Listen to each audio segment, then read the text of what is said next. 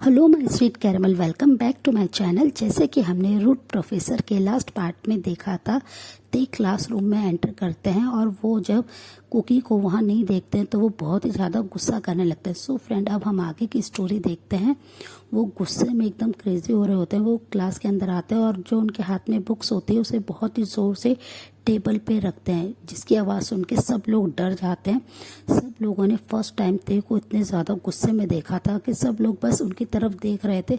तभी ते वॉक करते हुए जिमिन और काय के बेंच के करीब आते हैं और बहुत ही ज़ोर से अपने हैंड से उनके बेंच पे हिट करते हैं, जिससे वो दोनों बहुत ज़्यादा डर जाते हैं और जिमिन की पूरी बॉडी शिवर हो जाती है।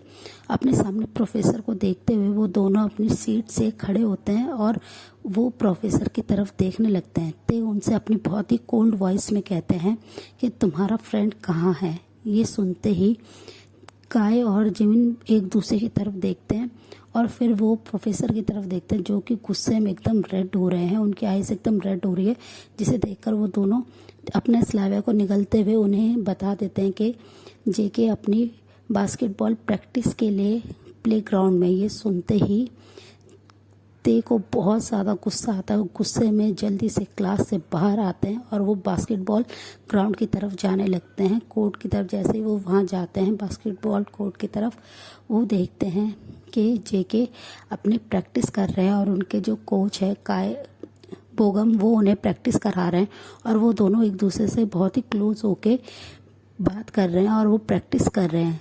बोगम उन्हें कुछ ट्रिक्स बता रहे हैं, वो उन्हें अच्छे से सिखा रहे होते हैं और उन्हें इतना ज़्यादा क्लोज देख के गुस्से में बिल्कुल क्रेजी हो रहे होते हैं और वो अपने लॉन्ग कदमों के साथ जैसे ही वो उधर पहुंचते हैं बास्केटबॉल कोर्ट में, वो जेके की तरफ देखते हैं। जेके बहुत स्माइल करके अपने कोच से बात कर रहे होते हैं। ते उनकी तरफ देखते हुए गुस्से में अपनी एंग्री और रूड वॉइस में कुकी का नाम को पुकारते हैं। जैसे ही कुकी उनकी वॉइस सुनते हैं, वो उस डायरेक्शन में देखते हैं। तभी बोगम उनकी तरफ आते हैं, स्माइल करते हैं और कहते हैं कि हाय प्रोफेसर ते, आप कैसे हैं और आप यहाँ पे क्या कर रहे हैं।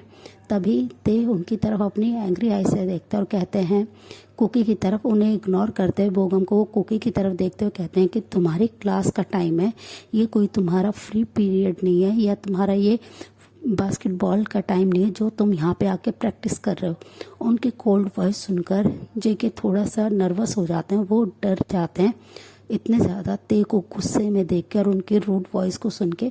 वो बस अपने कोच की तरफ देखते हैं। तभी बोगम उनसे कहते हैं कि सॉरी प्रोफेसर, अगर आपको इसका बुरा लगा तो, बिकॉज कुकी एक बहुत ही अच्छा बास्केटबॉल प्लेयर है और उसे बहुत ही ज़्यादा प्रैक्टिस की ज़रूरत है, क्योंकि अगले वीक कमिंग वीक में हमारा मैच है, इसलिए उसे ज़्यादा प्रैक्टिस की ज़रूरत है। तभी ते उनकी तरफ देखते अपनी रूड वॉइस में बोलते हैं कि एक्सक्यूज़ मी कोच, अगर आपको प्रैक्टिस ही करानी है तो आप क्लास के बाद करा सकते हैं।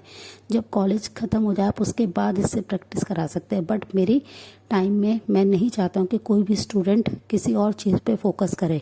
आपको पता है ना, वो ऑलरेडी स्टडी में बहुत ज़्यादा पीछे चल रहा है, वो बहुत ज़्यादा वीक है और तुम ऐसा कैसे कर सकते हो। और ये कहते हुए वो कुकी की तरफ देखते हैं। कुकी उनकी तरफ देखते हुए बहुत ज़्यादा इनोसेंट फेस से और स्वीट वॉइस में कहते हैं कि मुझे मैथ पसंद नहीं है और मैं बास्केटबॉल में इंटरेस्टेड हूँ, इसलिए मैं अपना टाइम इधर देना चाहता हूँ। ये सुनते ही ते को और भी ज़्यादा गुस्सा आता है। वो गुस्से में किसी की भी परवाह ना करते हुए वो उनके हैंड को बहुत ही टाइटली पकड़ते हैं और उन्हें खींचते हुए वहाँ से बाहर लाने लगते हैं। वो जैसे ही बास्केटबॉल कोर्ट से बाहर आते हैं, ये देखकर बोगम एकदम शॉक्ड हो जाता है और वो अपनी जगह पे ही फ्रीज होके बस उनकी तरफ देख रहे होते हैं। और ते उन्हें खींचते हुए जैसे ही एक एम्प्टी रूम में आते हैं, वो एक खाली रूम में जेके को अंदर की तरफ पुश कर देते हैं, जिसकी वजह से जेके थोड़ा सा फ्लोर पे वो गिर जाते हैं उनके पुश करने की वजह से, और ते अंदर से आके डोर को लॉक कर देते हैं। जेके अपने फेस को टर्न करते हैं और वो देखते हैं कि ते उनकी तरफ अपनी रेड आई से देख रहे हैं। वो बहुत ज़्यादा गुस्से में है और जेके ये समझ नहीं पा रहे होते कि वो उन्हें क्लासरूम में ना ले जाके वो यहाँ पे क्यों लेके आए हैं और ये सब सोचते हुए जेके फ्लोर से खड़े होते हैं और वो उनकी तरफ देखते हुए कहते हैं, प्रोफेसर ये सब आप क्या कर रहे हैं, मुझे यहाँ से जाने दीजिए, आप मुझे यहाँ पे क्यों लेके आए हैं। और वो उनसे ये बात कर ही रहे होते तभी ते स्लोली उनके करीब आते हैं और वो जेके के फेस पे जोर से स्लैप करते हैं, जिसकी वजह से जेके का बैलेंस नहीं रहता है, वो अगेन फ्लोर पे गिर जाते हैं और वो बस उनकी तरफ अपनी टेयरी आई से देखने लगते हैं। जेके के पूरे फेस पे ते के फिंगरप्रिंट आ गए थे और उनका फेस एकदम रेड हो गया था। जेके अपने दूसरे हैंड से अपने चिक को होल्ड करते हैं और वो रोने लगते हैं फ्लोर पे ही बहुत ज़्यादा। ते तभी उनके करीब आते हैं और नी डाउन होकर उनके हेयर को बहुत ही टाइटली ग्रिप करते हैं और अपनी तरफ देखने पे मजबूर करते हैं और उनसे कहते हैं कि तुम्हारी हिम्मत कैसे हुई मेरे आगे अपने माउथ को ओपन करने की, तुम इतने दिनों से क्लासेस नहीं ले रहे हो और तुम मुझे अवॉइड कैसे कर सकते हो, तुम इतने ज़्यादा तुम्हारी हिम्मत कैसे बढ़ गई। और वो ये कहते हैं उनके हेयर को बहुत ही टाइटली प्रेस करते हैं उनके, जिसकी वजह से जेके को बहुत ही ज़्यादा अपने हेड में पेन होने लगता है और वो अपनी क्रैकिंग वॉइस में उनसे फ्री होने के लिए कहते हैं। पर ते इतने ज़्यादा एंग्री होते हैं, वो गुस्से में अपने दूसरे हैंड से जेके को नेक को होल्ड कर लेते हैं और उन्हें उसे प्रेस करते हुए उन्हें फ्लोर से खड़ा करते हैं और वॉल की तरफ प्रेस करने लगते हैं, जिसकी वजह से जेके को ठीक से ब्रीथ नहीं आ रही होती। वो अपने दोनों हैंड से ते के हैंड को पकड़ लेते हैं और उन्हें अपने आप को फ्री करने के लिए बहुत ही क्रैकिंग वॉइस में कहने लगता है और उनके हैंड को हटाने लगते हैं। पर ते इतने ज़्यादा गुस्से में थे कि उन्हें बिल्कुल भी एहसास नहीं होता है कि वो कुकी को हर्ट कर रहे हैं। वो अपनी ग्रिप को और भी ज़्यादा स्ट्रॉन्ग कर रहे होते हैं जब वो देखते हैं कि जेके को अब ब्रीथ लेने में प्रॉब्लम हो रही है और उनकी आंखों से कंटिन्यूसली आंसू निकल रहे हैं। ते अपने सेंस में आते हैं और उनके नेक से अपने हैंड को हटाते हुए बोलते हैं कि मेरे आगे कभी भी अपने माउथ को ओपन नहीं करोगे तुम, और आज के बाद तुम उस प्रोफेसर उस कोच से दूर रहोगे जो भी तुम्हारा वो कोच है। अगर मैंने तुम्हें कभी भी बास्केटबॉल खेलते हुए देखा तो ये तुम्हारे लिए कितना ज़्यादा टफ हो सकता है बेबी बॉय, तुमने कभी इमेजिन भी नहीं करा होगा। और ये बात वो अपनी बहुत ही रूड और वार्निंग टोन में कह रहे होते हैं, बस कुकी उनकी तरफ डिसबिलीव से देख रहे होते हैं कि ये प्रोफेसर होके उन्हें कैसे इतने ज़्यादा हर्ट कर सकते हैं, वो कैसे उनसे एक इतनी रूड तरीके से बात कर सकते हैं, वो उनके कोई ऑनर नहीं है। ये सब सोचते हुए कुकी बस रो रहे थे। ते कुकी के तरफ देखते हैं और थंब से उनके आंसू को वाइप करते हुए कहते हैं कि मुझे तुम्हारी आंखों में ये आंसू देखने बिल्कुल भी पसंद नहीं है, ये रोना धोना बंद करो और आज के बाद तुम कहीं नहीं जाओगे, तुम सिर्फ अपनी स्टडी पे ध्यान दोगे, तुम्हारा फोकस सिर्फ और सिर्फ स्टडी पे होगा। और वो ये कहकर उनके हैंड को पकड़ते हैं और उस रूम से बाहर लाते हैं। कुकी पूरे टाइम बस रो रहे होते हैं। ते उनकी तरफ देखते हैं और उनको हैंकरचीफ निकाल के देते और कहते हैं अपने फेस को ठीक करो, और वो उन्हें ले जाके वॉशरूम में लाते हैं और उनके फेस को वाइप करने लगते हैं। कुकी उनको पीछे की तरफ पुश करते हैं और उनसे कहते हैं मुझसे दूर हटिए, और वो ये कहते हुए गुस्से में वॉशरूम से बाहर आ जाते हैं। वो अपने क्लासरूम में आके बैठ जाते हैं। जिमिन, काय और यूनजुन उनकी तरफ देखते और कहते हैं कि कुकी ये क्या हो गया, तुम्हारे फेस पे इतने ज़्यादा मार्क क्यों है। ये सुनकर कुकी उनकी तरफ बहुत ही अपनी रेड आई से देखते हैं, जिसकी वजह से वो तीनों चुप हो जाते हैं और वो बस कोई बात नहीं करते हैं। ऑलमोस्ट 5 मिनट्स के बाद ते क्लासरूम में एंटर करते हैं और वो कुकी की तरफ देखते हैं जो कि साइलेंटली अभी भी रो रहे थे, उनकी आइज़ अभी भी रेड थी। ते का ध्यान बस पूरे टाइम कुकी पे था। वो आके लेक्चर लेना अटेंड कर देते हैं। वो पूरे टाइम बस कुकी को ही देख रहे थे और वो बहुत ज़्यादा आज हैप्पी फील कर रहे थे कि फाइनली उन्होंने बोगम से कुकी को दूर कर दिया। अब कुकी अपनी बास्केटबॉल प्रैक्टिस के लिए नहीं जाएगा और वो ये सोच के काफ़ी ज़्यादा हैप्पी थे। और दूसरी साइड कुकी बहुत ज़्यादा गुस्से में थे कि वो कैसे उन्हें ऑर्डर दे सकते हैं। कुकी गुस्से में अपने घर आ जाते हैं। ऐसे ही 1 डे पूरा बीत जाता है। नेक्स्ट डे भी कुकी जाके अपनी बास्केटबॉल प्रैक्टिस कर रहे थे। वो अभी भी हंस हंस के अपने कोच से बात कर रहे थे। वो उनकी पूरी बातों को फॉलो कर रहे थे और अच्छे से अपनी प्रैक्टिस कर रहे थे।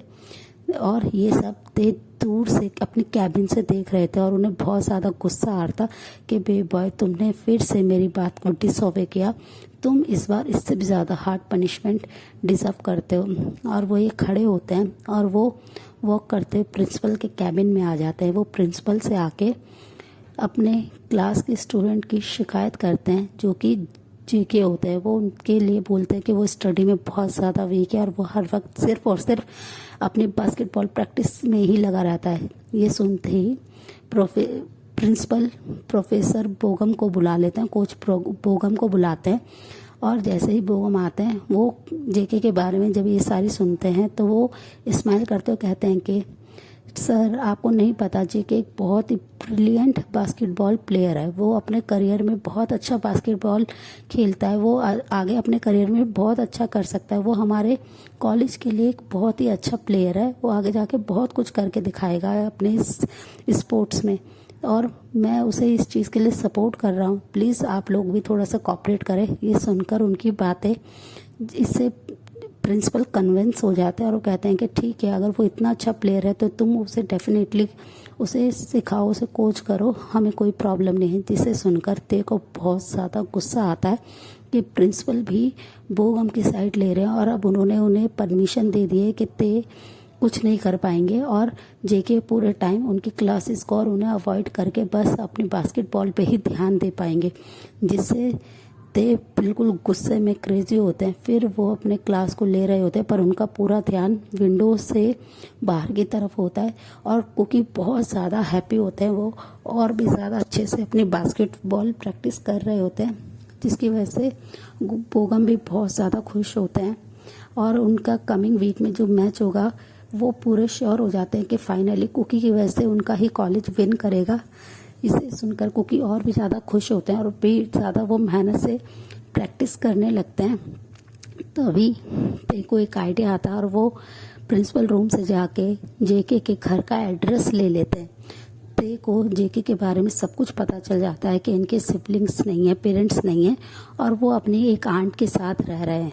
ये सब देखते ही जेके के बारे में सारी रिपोर्ट्स लेते ही ते के फेस पे एक मिस्टीरियस सी स्माइल आ जाती है और वो एक टेबल स्माइल करते हुए बस उस एड्रेस को नोट कर लेते हैं। और वो जैसे ही उनका कॉलेज ख़त्म हो जाता है, वो इवनिंग में जेके के घर चले जाते हैं। अभी भी जेके कॉलेज में प्रैक्टिस में ही बिजी थे।